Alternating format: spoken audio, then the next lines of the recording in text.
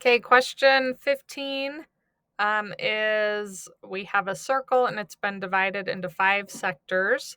So starting with point B, enter the angles of rotation from A to B, and then we'll have C, D, E separated by commas, and the angles should be in radians. Okay, so we're really used to degrees, right? If we were in degrees, we would take 360 and divide by 5. So this would be 72.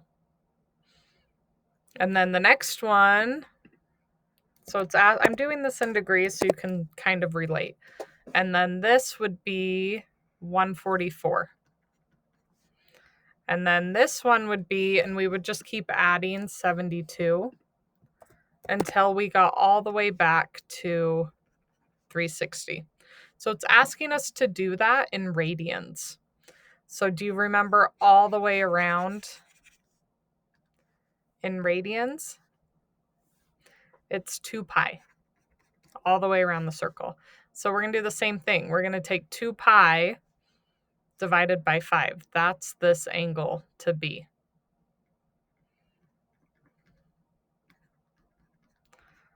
So this is where it gets a little tricky when we're finding all the way around. So this is 2 pi fifths. So halfway between that would be 1 pi fifths.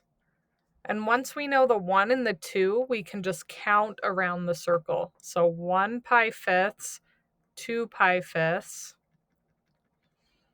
3 pi fifths, 4 pi fifths. Do you remember 180 degrees on a unit circle? It's just pi. 5 pi fifths is just pi. 6 pi fifths. 7 pi fifths. 8 pi fifths. 9 pi fifths, and then all the way around 10 pi fifths. Guess what that reduces to?